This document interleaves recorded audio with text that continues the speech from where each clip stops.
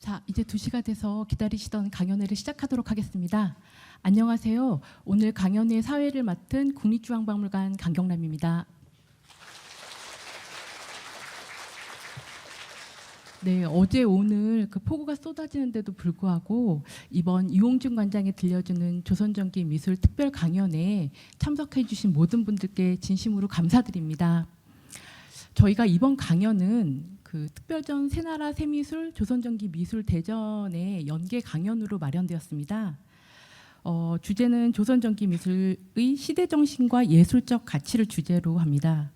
이용준 관장님이 풀어주는 깊이 있는 강연으로 조선 전기 미술의 진면목을 만날 수 있는 기회가 될 거라고 기대합니다.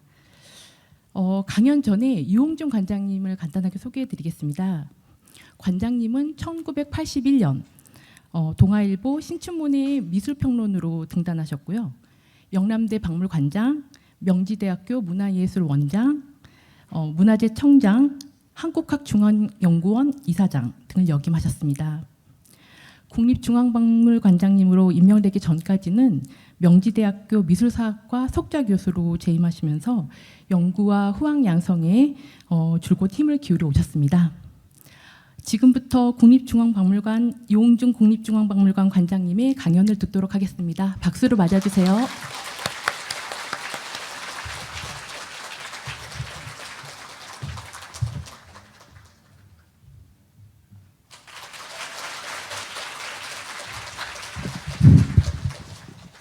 전시회를 보고 오신 분도 있고 강의 듣고 나서 보실 분도 있고, 그런데 이 전시회를 개최하면서 그 관계 큐레이터들의 강연도 있었고 관련 학자들의 심포지움도 있었고, 이제 마지막으로 그 제가 총 정리하는 이런 강연을 하게 돼 있었는데, 관장으로 오기 전에도 있는 것이 없고, 그리고 관장으로 왔기 때문에 또 강연 제목이 이렇게 됐는데, 크게 달라진 거는 관장이 아니면은 강사료를 받는데 관장이 되는 바람에 그냥 저 근무에 하나로 이렇게 됐습니다. 그리고 또 명색이 관장이기 때문에 그 좀 더 많은 정보, 새로운 맛도 보여드리기 위해서 내가 PPT를 우리 학예원들 도움 받아가지고 준비를 했는데, 이 전시 제목이 조선전기 새나라 새미술인데 그것의 품격은 어떤 것이고 기상은 무엇인가, 거기에다가 형용사를 하나씩 집어넣어야 되는데 그건 여러분들이 한번 집어넣어 보십시오. 거기다 내가 생각한 걸 아예 넣을까 하다가 한 번쯤은 생각하고 시작을 할까 해서 가장 상징적인 유물 2개를 제가 제시를 한 겁니다. 제가 미술사를 공부하면서 스스로 대견하고 기뻤던 때가 2번 있었습니다. 한 번은 회화사를 전공하는데 나도 선생님이나 책의 도움 없이 그림을 보고 내 감상을 갖고 싶었어요. 저것이 그림이 멋있다 또는 것을 떠나가지고 그것이 갖고 있는 그 내적인 미학적인 의미를 공부한 게 아니고 스스로 좀 깨웠으면 하는, 그런데 어느 땐가 나도 모르게 야 저거 멋있다 소리가 나왔을 때 그때 기뻤어요. 그리고 2번째로 기뻤던 것은 도자기를 보고 미감이 있다는 것을 알았을 때 기뻤습니다.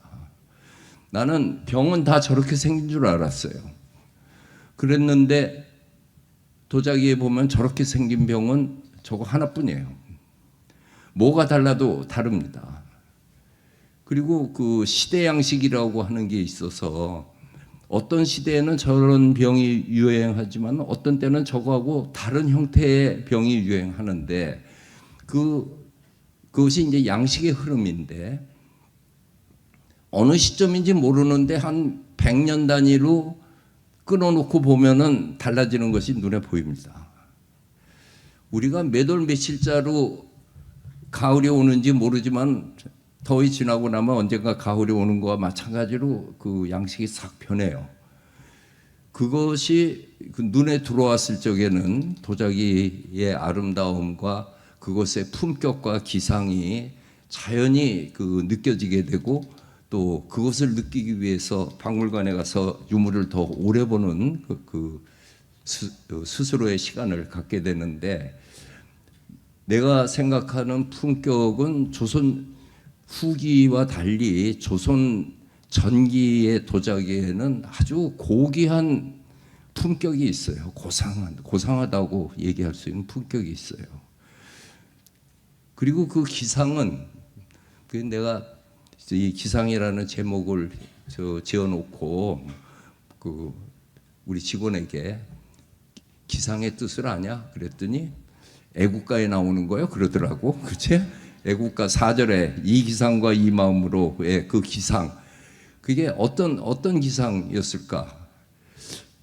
아주 자신감 있고, 그리고 장중한 그런 기상이 이 조선 전기 미술에 저는 보인다고 보는데, 이 사발 경우에 이건 진짜 우리가 미술사 하는 학생들이 애칭으로 왕사발이라고 그러는데, 이 사발이 저렇게 생길 것 같지만은 이게 국보로 지정된 데에는 그만한 그 기상을 보여주는 거에 대표작이기 때문에 이걸 보여주거든요.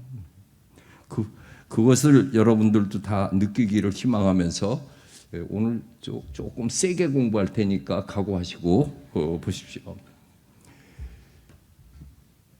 저게 15, 16세기고 이게 17세기에서 18세기 전반이고 18세기 후반이에요. 이 세 가지를 보면은 내가 얘기했던 아주 고귀한 그런 인상을 주고 있는 귀티가 나는 것을 알 수 있는데, 이 금사리 까마에서 만든 이것은 요 밑이구나. 금사리 까마에서 만든 요 각병의 경우는 그 문기가 돌아서 그냥 조신한 선비가 그 즐기기에 딱 알맞는 그런 거가 있고, 그리고 이 18세기 후반 분홍까마에서 만든 이거는 부티가 나죠. 푸짐하죠. 아주. 그래서 여기에 귀티가 있고 문기가 있고 부티가 있다. 잘 이해가 안 가는 분은 이거는 귀티가 난다고 외워두세요. 지금부터. 이거는 부티가 난다고 외워두고. 그 뭐 할 수 없어. 그러다가 이거 비슷한 거 나오면은 거기 이건 부티, 이건 귀티, 그렇게 문기 이렇게 얘기하는데, 참 끊어놓고 보니까 초기, 중기, 후기가 이렇게 다른 거예요. 이게 한중일이 또 달라요.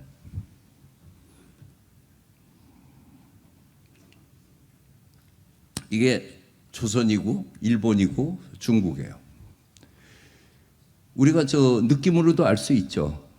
우리 길거리 지나가는 사람 보면 저 중국 사람 같다, 일본 사람 같다 알듯이, 도자기도 보면 저건 중국 도자기 같고 일본 도자기 같고 한국 도자기 같아요.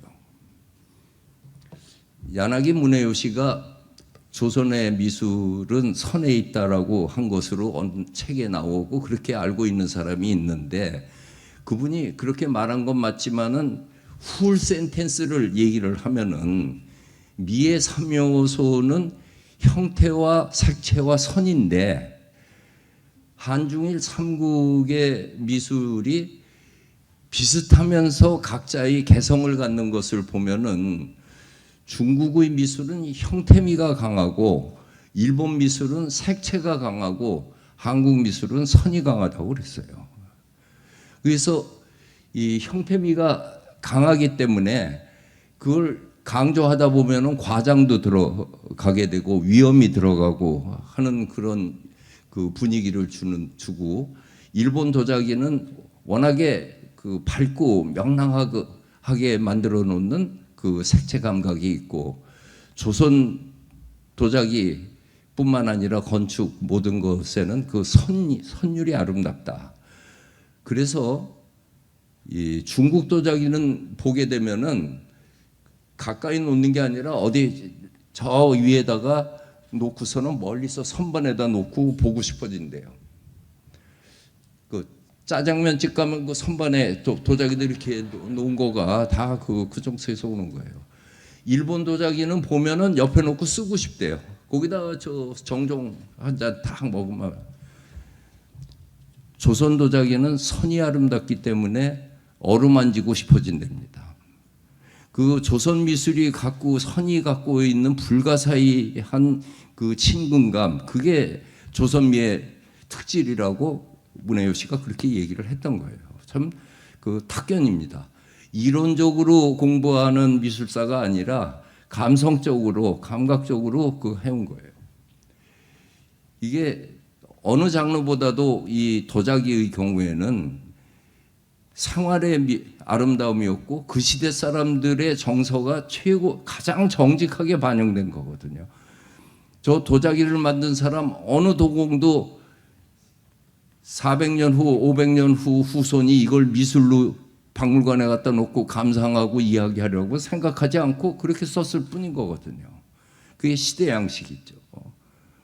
그게 도자기에서는 아주 확실하게 구현이 되기 때문에 여러분들도 그 도자기를 보면서 그 저같이 하는 이런 이야기를 그 느낄 수 있으면은 우리 박물관에 더 자주 오시게 될 텐데, 그 문학과 예술의 사회사를 쓴 아놀드 하우저가 그 예술사의 철학을 써가면 쓰는데 굉장히 어려운 책이에요. 여러분들 읽지 마세요. 그거 읽다 보면 잘 거예요. 그 책은.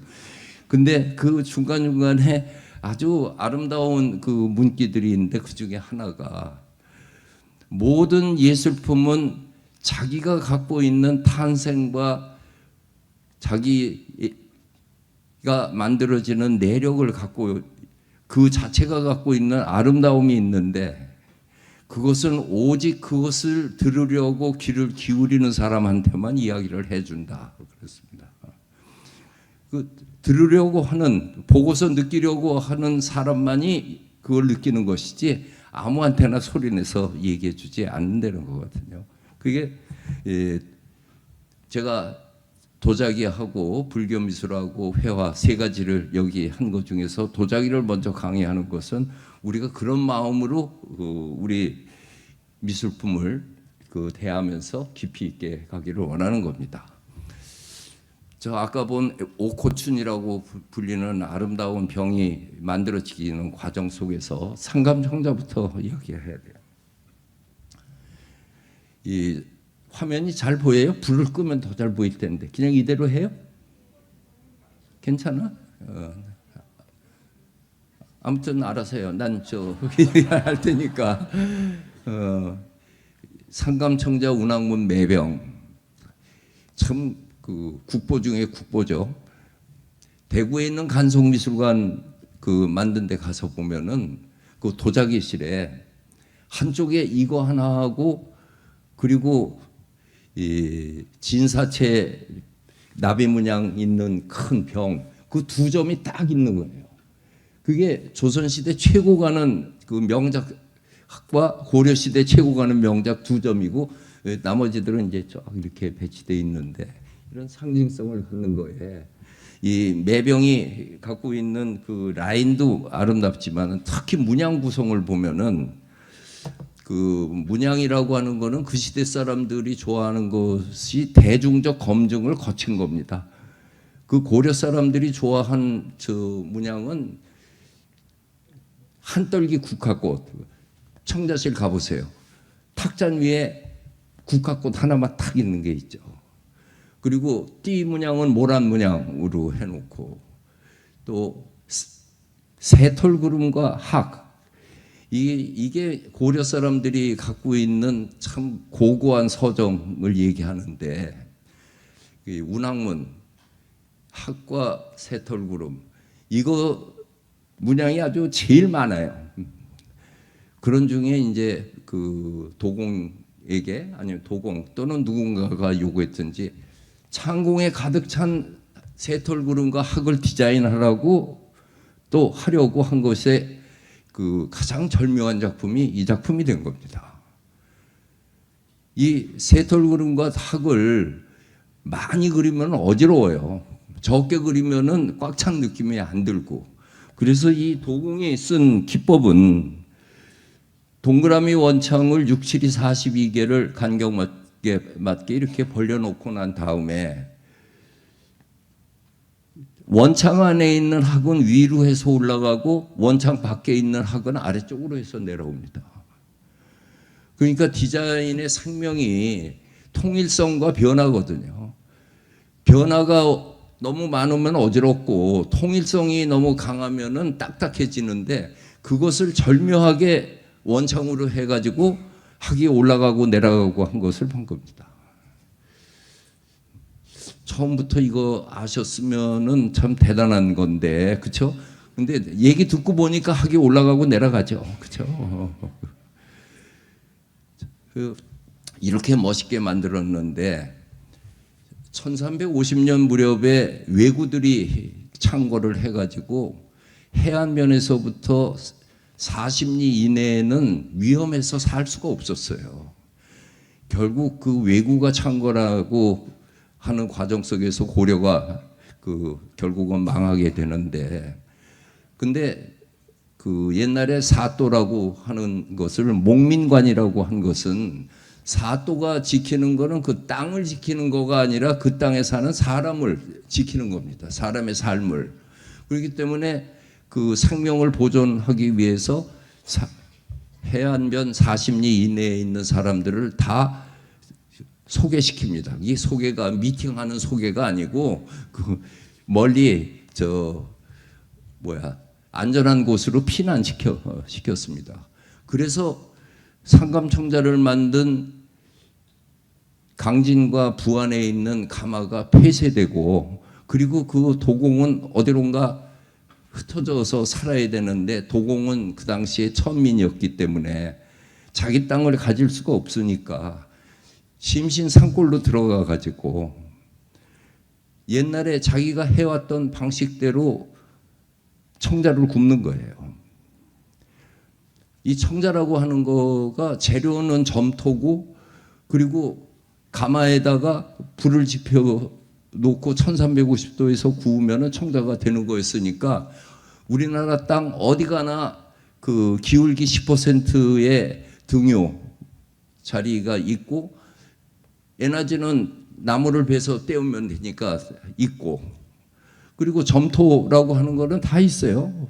그것이 질이 좋고 고르지 않아서 문제가 되는 거죠. 그래가지고 그분들이 자기가 해왔던 방식대로 청자를 굽게 됩니다. 그리고 이제 그거를 마을에 가서 팔고 하면서 자기 생활을 해요. 국가가 보호해 주는 거가 해안변에서 40리 이내 사람은 떠나라고 해놓고 그들에게 무슨 터전을 피난처를 준 게 아니니까 스스로 알아서 살아야 되는 거 아니에요. 한 번 도공은 영원한 도공인 거예요. 그게 영어로 얘기하면은 once 도공, forever 도공 그렇게 된대요. 해병대 구호에서 나온 것 같이. 그래서 이분들이 다 퍼져나갔는데 그게 세종대왕 실록에 실려 있는 세종실록 지리지에 전국에 퍼져 있는 숫자를 보니까 324개소에 퍼져 있었어요. 세종실록 지리지라는 게 뭐냐 하면은 세종대왕이 후민정음만 우리들에게 잘 알려졌지, 이분이 국가의 새로운 틀을 만들기 위해서 전국 시군에 해당하는 곳에 그곳에 사는 사람과 물산과 특산물 이런 것들을 다 조사를 해요. 17년인가? 그렇게 조사를 해가지고 예를 들어서 경기도 광주군 그러면은 그 너무 크다. 양평은 그 당시에는 양근과 지평인데 양근군 하면은 양근군의 관할은 어디에 있고 거기에 내력은 어떻게 되고 향교는 어디 있고 거기 쌀은 얼마가 나오고 특산물로 밤이 얼마큼 나오고 하는 중에 현청 북쪽 심리에 자기소가 있다. 현청 남쪽 민리에 도기소가 있다. 그러면서 거기에다가 또 그것은 나오는 품질이 상중하로 돼서 북쪽 심리에 자기소가 있는데 거기서 나오는 것은 상품이다. 하품이다. 이렇게까지 했어요. 그거를 그렇게 자세하게 그 통치할 수 있는 모든 물산들을 다 정리를 했는데 세종대왕이 그 책이 그게 완성되지 못하고 세상을 떠났어요. 그래서 그 책이 발간되지 않았는데 아이고 이거는 끄고 아까처럼 요거 저 직전으로 해주셔. 난 눈 따가서 하기가 힘들어. 난 안 봐도 돼. 이걸 보면 되는데. 그랬는데 우리 저 조선 왕조가 참 기록에 여기 의계해 놓은 것처럼 얼마나 그 세종실록에 때 만들려는 지리지가 발간 안 된 그 내용을 세종실록에 다 실어버렸어요. 그래서 세종실록 지리지가 되는 거예요. 거기에 나온 거를 각 군마다 다 했더니 324개소가 돼 있어요. 거기에서 이제 그 상감청자라고 만들었는데 이렇게 돼버린 거야. 참 속상하죠. 이렇던 거가 이렇게 돼버렸어요. 이 기술이 떨어지는 것도 문제지만은 재료가 떨어지니까 이렇게 될 수뿐이 없죠. 그렇게 되면은 이제는 청자의 푸른빛은 아무 의미가 없어졌잖아요. 이게 대책을 마련해야 돼요. 그건 도공들이 그렇게 갈 수뿐이 없죠. 그래서 나온 것이 이제는 빛깔이 아니라 문양으로 가버리는 거예요. 상감청자를 하면서 전면에 있는 그 하얀색, 회청색 이것이 갖고 있는 문양을 중심으로 해서 바뀌어버리는 겁니다. 이게 상감청자에서 상감분청으로 그 이행을 하게 되는 겁니다. 그리고 문양도 옛날에 고려 시대 때 보여줬던 아주 학과 새털구름 같은 고고한 것이 아니고 이제는 그 도공 자신들의 그 생활 감정과 어울리는 모란꽃을 하나 북이죠. 누구나 희망하는 모란꽃을 넣기도 하고 그냥 초연문을 넣기도 하고 이렇게 만드는 것이 우리가 얘기하는 상감청자의 시작입니다. 근데 그것을 더 발전시킨 거가 박지문이라고 하는 것이 하얗게 발라버리고 그리고 문양을 그린 다음에 바깥을 데칼로 해서 탁탁탁탁 쳐보내면은 문양이 확 살아나잖아요. 그게 이른바 박지문이고 선묘를 살리면은 조화문이고 그리고 이것은 이제 고려 귀족들이 누리던 우아함이나 고고함이 아니고 이 서민들의 생활 감정을 느낄 수 있는 그런 질박한 느낌으로 바뀌게 돼버립니다. 더군다나 이때 조선 왕조의 새로운 주자학을 이데올로기로 받아들이면서 바뀌는 그 분위기에는 앞시대 원나라 간섭기에 받았던 것을 버리는 국풍화되는 그 열기가 있어요.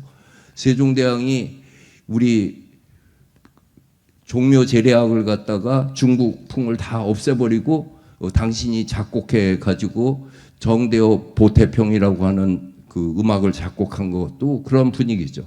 세종대왕 때 보여주고 있는 조선 국풍화되는 그런 분위기가 이런 데 서리게 됩니다.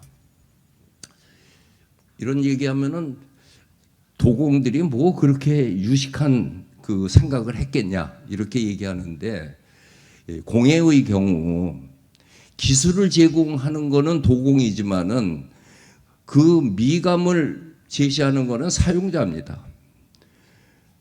그것을 납품해야 되는 곳에 또는 그것을 사가는 사람의 취향에 맞추어야 되기 때문에 도공의 예술 정신으로 나오는 것이 아니고 도공은 기술이었고 여기 나타난 것은 시대 정신이고 시대 분위기, 시대 정서라고 얘기해야겠죠. 그래서 아주 그 질박하면서도 현실한 미를 보는데, 이 분청사기의 아름다움이 세계사적으로 봤을 적에 참 독특한 위치를 갖는 게, 세계 모든 공예들의 명품들은 지배층을 위해서, 왕가를 위해서 또는 귀족을 위해서 봉사하는 식의 그 취향에 맞춰서 갔던 거예요. 그러니까 서민적인 취향이 반영된 것은 민속이라고 해가지고 미술이 아니고 폴크로어로 이렇게 얘기를 하는데, 분청사기는 도공에 의해서 만들어졌지만은 그것을 그 조세를 대신해서 그 공납하는 기 때문에 왕가의 취향이나 귀족들, 양반들의 취향이 그런 이런 질박한 느낌으로, 성리학에서 말하는 검소함, 강조하고 있는 검소함, 그거를 지향하니까 고려청자하고 전혀 다른 이런 세계로 가게 되죠. 그러다가 조화문이라고 해서 선으로 그으면서 이 조화문이 굉장히 다양하게 발달하는데, 그중에 특수한 예로 이 물고기는 시카고 그 뮤지엄이 갖고 있는데, 이 편병은 고려 때 후기부터 나와서 저기에 이게 편편한 거는 저 원나라에서부터 그 말 타고 다니는 사람들이 갖고 있던 기형인데, 저게 망태기에다 이렇게 넣는 거예요. 그렇기 때문에 이렇게 넓적하게 이렇게 동그라면 이제 뱅뱅 도니까 납작하게 했는데, 물고기를 가득 그려놓는데 이쪽으로 가는데 그 사이를 비집고 이쪽으로 가는 데 있고 옆에 새끼가 있을 정도로, 이 디자인한 사람은 하여튼 여기는 저 물반 고기반의 그 느낌으로 이렇게 한 거 아니겠어요? 특히 그 멋있는 거는 이런 추상 문양이 있어요. 이 추상 문양으로 되어 있는 이것이 그 뒷면은 물고기가 뒤집어서 가는 거예요. 더 자세히 알고 싶으면은 유홍준의 한국미술사 강의 제 4권을 보면은 그게 다 그 자세히 나오는데, 저 편병이 한 10여 년 전에 저 일본 개인이 갖고 있었어요. 그래갖고 모든 도로에는 저게 꼭 실려요.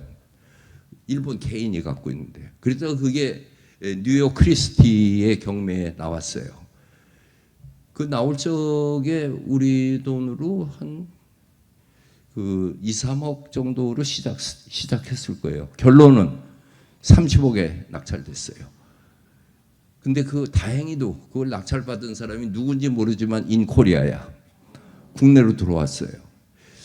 우리가 문화재 환수를 얘기할 적에 그냥 그 좋아하는, 미술을 좋아하는 사람, 기관이 되든 개인이 되든 그렇게 해서 사오는 게 그게 환수라고 얘기할 수 있는 건데, 피해의식이 있어가지고 약탈된 거는 다 우리가 뺏어와야 된다고 했는데, 그게 약탈인지 그들이 사간 건지 어떻게 합니까? 그렇죠? 그냥 막무가내로 외국에 있는 건 다 약탈됐다고 하는 피해의식은 이제 버릴 때가 됐어요. 사오면 돼요.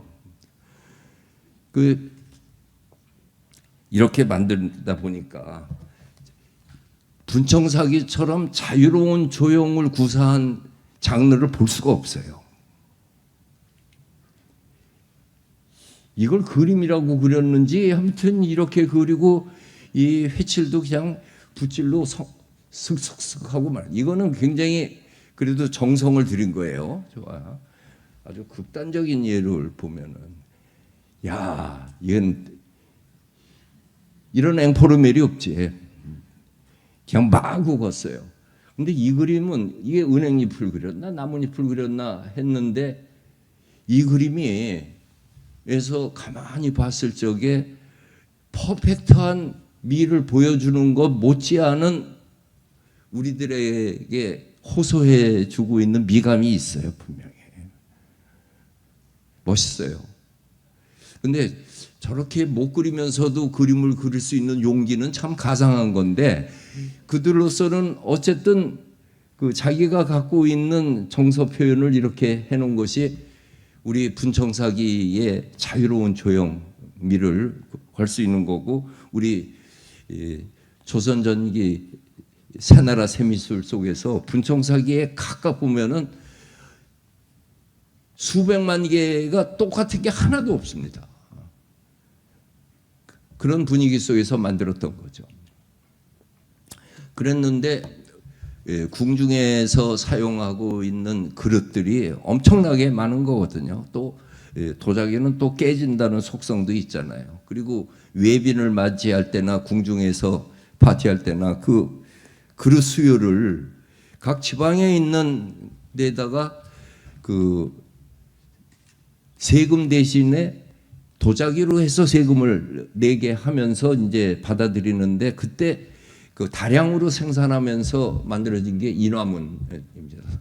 그러니까 그릇을 이렇게 만들고 아직 굳지 않은 상태에서 그 대나무로 꽃 문양 만들어서 딱 돌리고 난 다음에 해치를 하면은 도장 자국 있는 데는 그림이 저 하얗게 문양이 되죠. 그게 저 도장꽃이라고 해서 인화문이 되는데, 그 인화문을 하면서 그 그릇을 중간에 빼먹는 사람들이 많잖아요. 그래서 빼먹지 못하게 이거는 저 장우고로 가는 것이다. 그러니까 쉽게 얘기해서 이건 조달청으로 가는 것이다 하고서 딱 박아놓든지, 이거는 영빈관 외빈 접견하는 그 부서로 가는 것이다 하고 납품하는 관서 이름을 집어넣는 거예요. 그러면 중간에 빼먹지 못하죠. 도자기 그거는 깨지는 한에서 그렇게 되죠. 그래서 관서명이 들어가게 되고, 또 보니까 그 전부 총무처에서 다 받아놓고 보니까 질이 천차만별인 거예요. 그 어느 지역에서 나온 것이 좋은지 나쁜지를 알기 위해서 아예 보내는 곳 이름을 박아놓으라고 그래서 김해니, 진주니, 합천이니 하는 주로 경상도 지역의 그 지역 이름들이 문자로 들어갑니다. 근데 세월이 지나고 보니까 그게 또 문양 효과를 나타내서 관서명이 들어가 있는 분청사기 하는 게 그냥 한쪽 코너로 장식을 하고 있잖아요. 그렇게 했는데 그 인화문 자체가 갖고 있는 그 아름다움이 있어요. 이게 요즘에 유행하고 있는 단색조 화가들이 만든 도자기라고 하면 되겠죠. 김한계 점 이거 연속이잖아요. 올 오버 페인팅이라고 하는 거, 동일한 문양이 계속 반복되었을 때 오는 또 다른 미감의 확산, 그거거든요. 근데 이 인화문이 이렇게 싹 빠진 거는 그렇게 많지가 않아요. 좀 어려웠던 모양이에요. 참 조화문으로 하는 거가 쉽지, 아무렇게 해서 그냥 팍팍 하면 되니까. 그래서 일정한 질서를 유지하면서 그 다음에 현대 조형으로 얘기하는 올 오버 페인팅의 느낌으로 뜨니까 인화문의 명품이 여기 상당히 많이 있습니다. 이 기억을 보면은 그 기상이 있고 단정한 그런 느낌을 주는데, 이러한 인화문은 결국은 백자를 닮아가는 과정이었어요. 이 당시에 이제 중국 명나라에서 새로운 원나라 말기부터 시작했던 그 백자가 그 크게 발전을 해가지고 우리에게도 영향을 주게 되는데, 그래서 한동안은 조선 백자와 분청사기가 같이 가다가 이 분청사기는 16세기 중반 되면은 사라져 버리게 됩니다.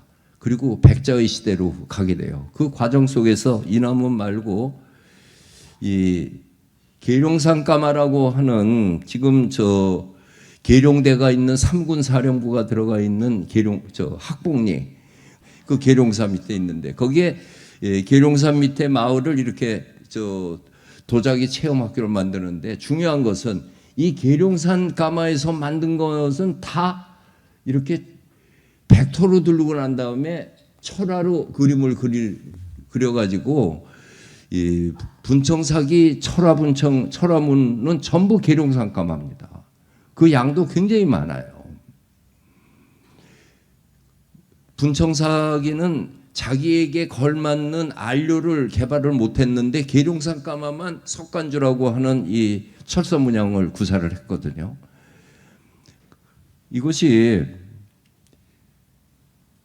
계룡산가마에는 특히 물고기가 많이 나오는데 싱싱해요.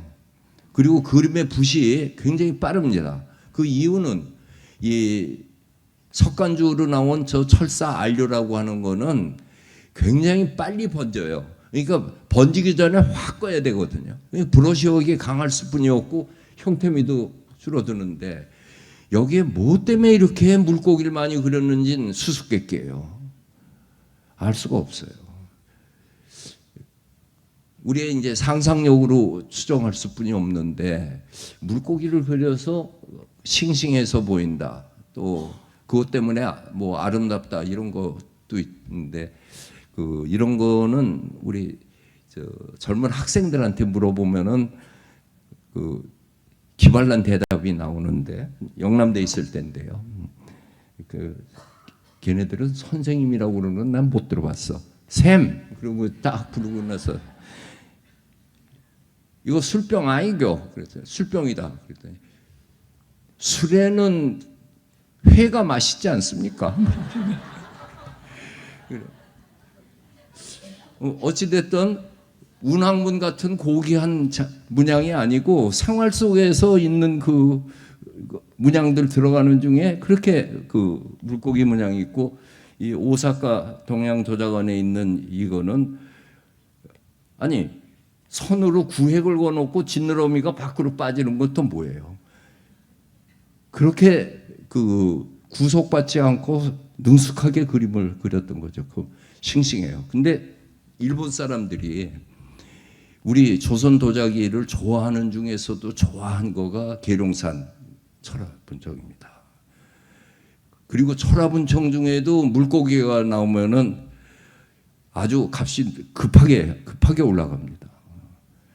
일본인 취향으로 봤을 적에 그들의 와비사비의 미학이라고 하는 독특한 일본인 미감에 적합한 것은 오히려 분청사기 막사발이나 계룡산가마였어요.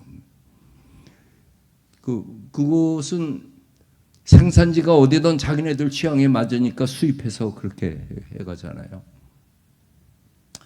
일본이 자기를 못 만들다가 정유재란 때 도공을 잡아가서 비로소 아리따 야끼에서 도자기를 만든 게 1616년입니다. 그래서 일본 도자기 브랜드 중에 1616이 있어요. 그것을 처음으로 자기를 만든 것은 계룡산가마에 있던 도공 2~3평이 가고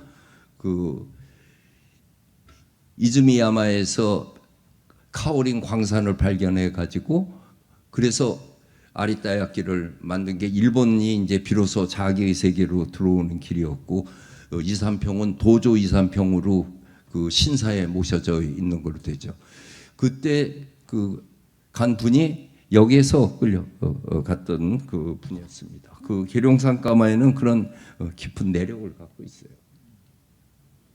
그리고 계룡산가마에는 이와 같이 당초 문양, 꽃 문양 아주 율동적인 이런 문양들이 많이 나온 것은 이 석간주가 갖고 있는 안료의 특성을 역으로 이용을 했기 때문에 이런 명작들이 나옵니다. 이게 15세기에서 16세기 전반기까지 퍼져나갔던 분청사기의 세계였는데 그중에 아마 최고의 정성을 들어간 거는 이것이 아니었을까. 이게 도자기의 질도 그렇고 물고기에다가는 또 인화문을 집어넣고 상감청자가 할 수 있는 모든 기법이 여기에 다 들어가 있어요. 그래서 이렇게 대접을 받는 거죠. 그랬는데 이때 명나라에서는 이와 같은 깔끔한 백자를 만드가 아주 퍼지게 됐어요. 우리가 지금 예술적 감정에서 보니까 분청사기가 아름답고 소박하고 이러한 얘기를 하는 것이지 사용자 입장에서 보면 이게 100배 낫죠. 그래가지고 세종실록에 명나라 사신이 오면서 백자 반상기 한 세트를 선물했다 하는 게 왕조실록에 실려 있어요. 그게 얼마나 좋으면 그 얘기를 썼겠어요. 그것도 2번 나와요. 근데 이게 좋으면은 이게 욕구가 일어나니까 창작욕이 일어나니까 우리가 이걸 이제 그 본따서 가게 되는 겁니다. 명나라에서 어기창이라고 하는 관요에서 이러한 그 백자, 양질의 백자, 이 백자는 고려 시대 또 백자가 있고 우리 전통 백자가 있지만 그건 연질 백자고 이건 경질 백자인데, 이 백자는 흙으로 만든 게 아니라 돌가루로 만든 거예요. 카오링으로, 백토광석으로. 우리나라 고령의 고령이 아니고 중국에 있는 노풀꽃자의 고령 카오링에서 나온 것을 이 백토광석으로 만드니까 철분이 0.001%도 없어요. 그래서 그것이 돌가루이기 때문에 1350도에서 24시간 떼어가지고 녹여낸다는 게 힘들어서 그렇지, 그 청자고 분청삭이고 삭감이 나온 거는 미량의 흙 속에 들어있는 철분의 그 변화인데, 여기는 철분이 없으니까 백도가 되는 거예요. 그 유약은 지푸라기에서 느릅나무를 불태운 재를 잿물로 만들어 가지고 바르면 되는 거고요. 그래서 이제 열심히 이거를 따라서 하기 위해 가지고 세종실록 지리지에서 자기로서 상품을 만들어내는 곳은 4군데뿐이 없었습니다. 이 경상도 고령에 하나 있고 상주에 2군데가 있고 경기도 광주에 하나가 있었어요. 그래서 서울에서 가까운 광주에다가 사홍원의 분원을 만들어 가지고 거기에서 국가가 경영하는 백자 만드는, 백자를 추구하는 것을 시작하게 됩니다. 그러니까 조선 왕조가 선택한 건 분청사기가 아니라 백자였어요. 그리고 바로 백자가 이제 퍼져나가는데, 이게 찾아보니까 내가 45년 전에 경기도 광주 도마리를 가면서 찍은 사진입니다. 이 경기도 광주 일대 그 봄에 가면은, 지금은 이제 많이 바뀌었지만은 진달래가 저렇게 많이 폈어요. 그 이유가 이 일대가 전부 조선시대 가마터였습니다. 경기도 광주 분원 가마에 거기에 자세히 써 있습니다만은 경기도 광주군 내에만 300군데의 가마터가 있어요.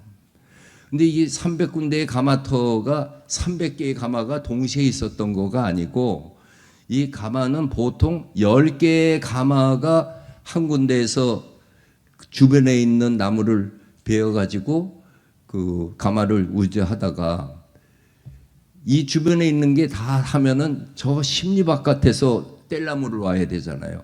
그때는 뗄나무가 오는 것보다 가마가 가는 게 더 경제적이니까 여기는 없애버리고 그쪽에다 가마를 넣었어요. 10년, 20년마다 옮겨 다니고 그쪽에 있는 나무를 다 벤 데는 황폐화됐잖아요.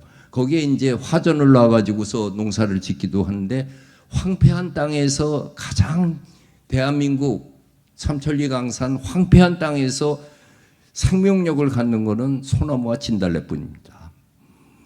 그 진달래들이 그렇게 그 많은 것은 그때의 그 아픔을 겪었던 상처가 꽃으로 그렇게 피어나서, 경기도 광주 일대에 가마터를 가다 보면은, 봄철에 가다 보면은 저렇게 봤는데, 여기 금사리 가는 길이었는데 여기 한 사람이 지나가고 있는 거 보면은 우리 그 풍광이죠.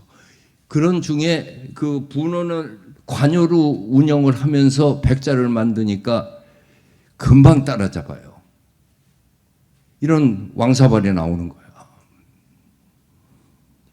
이 왕사발 보면은 왜 왕사발이고 당당하냐 하면은, 이 꼭지가 연꽃봉오리를 이렇게 마감하는 거, 그 모든 예술 공예품이나 조각 목기에는 처음과 끝, 그게 잘 마무리가 됐을 적에 명작이 됩니다. 그 패션 디자이너 얘기를 들으면은 그 사람이 그 멋쟁이인가 아닌가는 헤어스타일하고 구두 보면 안다고 그래요. 그런가? 아무튼 그렇대요. 그러니까 중간에 아무리 화려하게 입어도 헤어스타일과 그 신발이 이게 일그러지면은 그 미감을 받쳐주지 못하고, 반대의 경우에는 그게 퍼펙트하면 옷은 아무거나 걸쳐도 멋있다고 그렇게 얘기해. 한번 테스트 해보세요. 그 아주 좋은 아이디어일 거야. 근데 이제 훈련을 합시다. 이게 굽다리죠. 이 굽이 똑바로 쓰지 않고 아래쪽으로 벌어졌죠. 이것이 직선으로 내려온 것이 아니라 옆으로 살짝 벌어졌다고 하는 것이 주는 안정감이 있죠. 그 다음에 이 굽의 높이가 바짝 올라갔죠. 이거보다 반만 줄여보세요. 어떻게 되나? 펑석 주저앉았다는 그런 느낌이 될 거 아니겠어요? 그리고 이 사발을 받치고 있는 거가 굉장히 듬직하게 딱 그 들어붙이는 그러한 느낌을 주기 때문에 이 조선 초기 이 새로운 나라를 건설해가는 국초의 기상이 느껴진다. 그런 그 기상이라고 하는 말을 그래서 썼던 겁니다. 그래 나하고 동료 학자인 그 윤용희 교수가 그 도자사를 전공해서 석사 과정을 한다고 하는 학생이 오면은 무조건 청자, 분청사기, 백자 박물관에 가서 100장씩 그려오면은 받아줘요. 지금도 그래. 여기 그런 제자들도 있어요. 그걸 그려보면은 압니다. 그 굽의 높이가 왜 요만하게 됐는가. 라인을 따라서 그 해보면. 그래서 이와 같이 힘센 기상을 보여주고, 이 사발도 여러분 밥사발이 어떻게 생기는지 얼마나 품이 있어요. 이 전접시 15세기 16세기에 나온 그 백자 그릇 중에서 전접시에 납작하면서 전만 살짝 돌아가고 있는 거예요. 요즘에는 그 인류 식당들이 그 턱없이 비싼 인류 식당들 많잖아요. 우리가 안 가는 집들. 근데 그 집들에 보면은 도자기들이 그 서브하고 있는 그릇들이 로얄 코펜하겐으로 하기도 하고 웨지우드 하기도 하고 우리식으로 하기도 하는데, 그 비싸기로 유명한 신라호텔 8선 중국집의 앞접시는 다 16세기 이 형식으로 만들어진 현대 작가 걸로 해요. 그러니까 꼭 현대 작가 거가 아니라도 저렇게 지금 현대 식탁에 놔도 딱 알맞는 그 품격이 있잖아요. 저런 데 놓으면은 똑같은 샐러드라도 맛은 같겠지만은 그 보는 맛은 전혀 다른데, 거기뿐만 아니라 비싼 집이라고 그러죠. 비싼 집의 앞접시 쪽에는 저거를 쓰는 데가 많아요. 그리고 이 사발도 이렇게 생긴 게 옆으로 퍼진 것도 있고, 그다음에 주저앉은 것도 있는데, 굽의 높이라고 하는 거가 상당히 중요한 의미를 갖습니다. 그 중에 지금 전시되고 있는 천지현황문이라고 하는 거가 이 그릇 밑에 천지현황이 써 있는데, 저거는 이게 전형적인 그 한 가지가 아니고 16세기의 그 사발의 여러 가지 형태지만 미감 자체는 아주 품이 있고 고상하고 귀티나는 그런 거예요.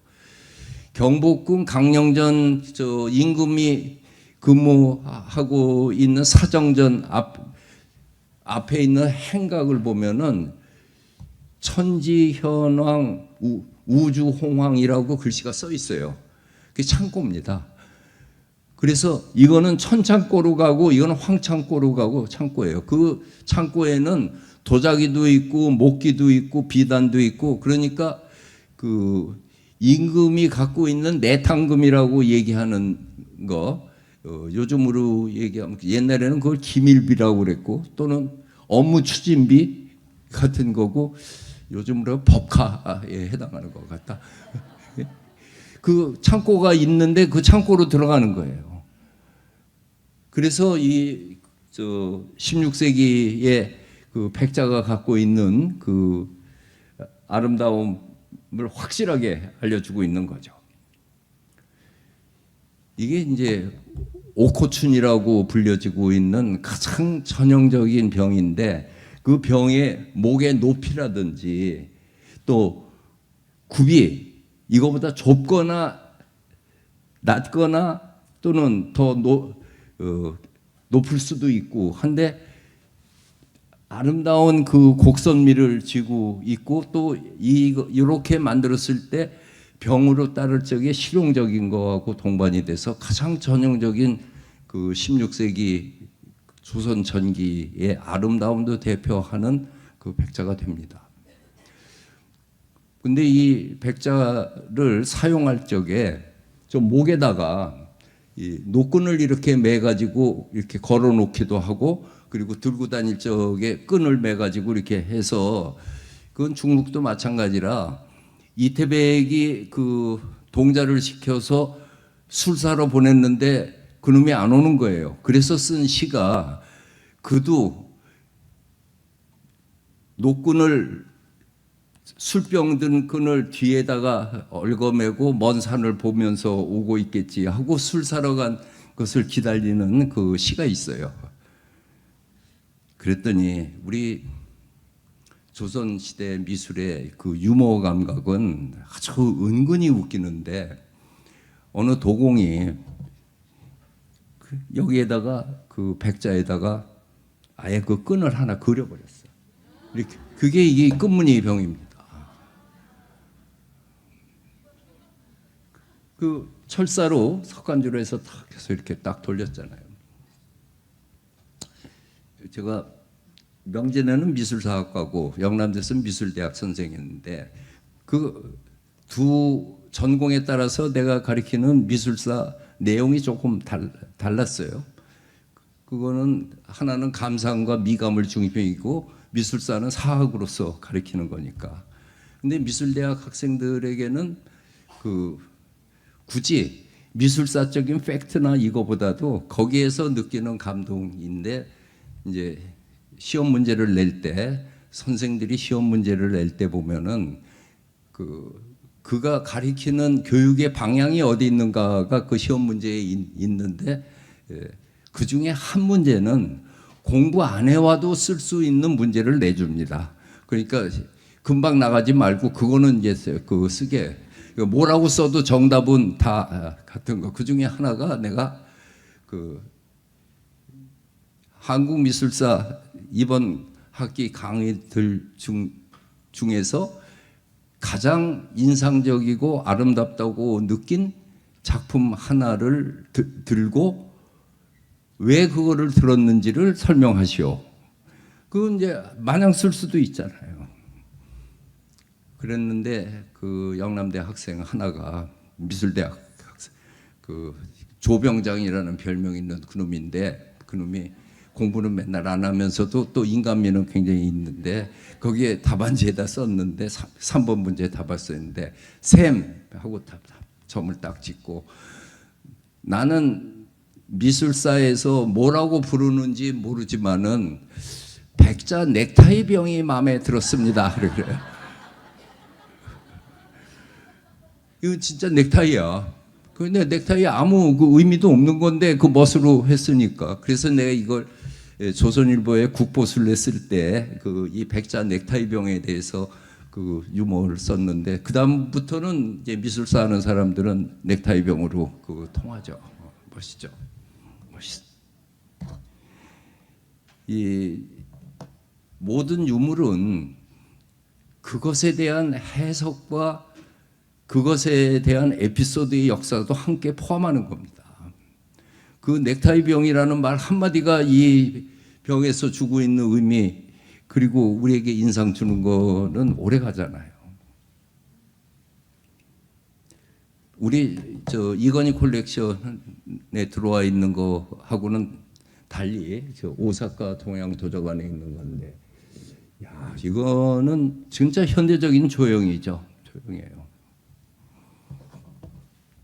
그래가지고 이제 그랬는데 이제 명나라에서 청화백자가 유행을 하는 거예요. 청자의 경우, 분청사의 경우는 그 도자기에 맞는 안료, 문양을 나타내는 안료를 동반하지 못했어요. 도자기의 아름다움은 세상 없어도 세 가지예요. 형태, 빛깔, 문양 세 가지입니다. 보는 게. 근데 그 문양이 자유롭지 못했던 거를 중국 사람은 청자를 포기했지만 우리는 상감기법이라는 문양을 개발을 해서 그 수명을 연장하고 새로운 아름다움으로 갔던 거예요. 그랬다 이제 청자 끝나고 분청삭이 끝나고 이제 백자로 왔는데 이 백자는 산화 마그네슘의 코발트 안료와 같이 일어나 가지고 백자의 수명이 무지하게 길고 오늘날도 청화백자의 시절입니다. 기본적으로 저거를 능가하는 거는 인간이 만들어낸 용기 밥그릇에서 청화백자를 능가하는 거는 아직까지 안 나왔어요. 그게 이렇게 수명이라는 거는 카오링에 의해서 경질의 그릇으로 만들어질 수 있고 그리고 거기에 청화백자가 마치 캔버스에 그림을 그리듯이 마음대로 그릴 수 있게 된 거죠. 그래서 그 수명이 오늘날까지 가는데 처음에 명나라가 이렇게 만들어 와서 온 것을 보고 우리 조선의 도공들은 금방 이것도 벤치마크 해가지고서는 만듭니다. 옛날엔 그걸 커닝이라고 그랬는데 지금은 이제 벤치마크라고 당당하게 얘기해서 이와 같이 그야말로 명나라 것인지 아닌지를 구별할 수 없을 정도의 그 완벽한 퍼펙트한 작품을 만들어냅니다. 그러면서 그 지금 이거하고 깨진 거하고 두 개가 있는데 점점 국풍화돼 가지고 조선적인 맛으로 가요. 이것만 하더라도 중국풍이 강하다고 그럴지 모르는데 중국 사람들이 보면 이건 조선풍이라고 그래요. 그리고 야 이렇게 매화문이 이렇게 해서 세련돼 가는 거는 이거는 이제 조선풍이 진하게 들어오기 시작했죠. 내가 슬라이드는 안 가져왔습니다만은 오사카 동양도자관에 있는 매중문 호가는 완전히 이제 코리아나이즈 된 거죠. 근데 꼭 코리아나이즈 돼야지 멋있는 건가? 그렇지 않은 게 있어요. 중국계 아름답고 한국계 아름답고 그 어딘지 중국풍도 있으면서 조선풍이 느껴지면서 오는 아름다움이 있어요.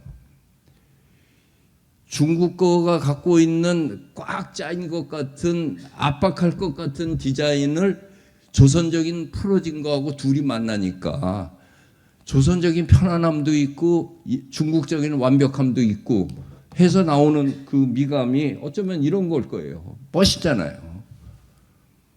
이 편협된 민족주의로 볼 것이 아니고 그 흐름 속에서 잡종 강세 현상을 일으켜가지고 혼혈아 일세 같은 이 나오는 거를 우리가 저거는 조선풍이 덜 됐다라고 이렇게 외면할 것은 절대 아니다라는 얘기를 하는 겁니다. 이거는 중국풍을 그대로 받아들인 거죠. 그런가 하면 이제 슬슬 조선풍으로 가는데 이게 여기 가져왔었구나. 이건 중국엔 이런 거 없습니다. 영락제고 홍치제고 선덕제고 이렇게 편안하면서 그 매화와 대나무로 해서 사군자라고 하는 것은 17세기 진계유가 만들어낸 개념으로 17세기 이후고 그전에는 세한사무, 삼청도라고 하는 게 송중매 그것이 그 사군자에 해당하는 청절을 의미하는 거였어요. 아까 그 소나무 본 거고 이건 대나무하고 매화죠. 중국 명나라 도자기 눈 씻고 봐도 이런 거는 없습니다. 그런데 그림이 퍼져나가는 그 솜씨나 이거 보면은 대단한 그 구룩법을 썼는데 더한 것은 조선 전기에 지금 보여줬던 매중문 항아리 같이 아름다운 그림을 보기가 힘들어요. 조선 전기 청화백자에 나와 있는 그림이 회화로 그려진 것보다도 더 아름답게 느껴지는 것이 있는 것은 도자기가 갖고 있는 힘이에요. 이게 중국 거예요. 저거 어떻게 흉내 낼 수 없어 우리. 저건 중국이라고.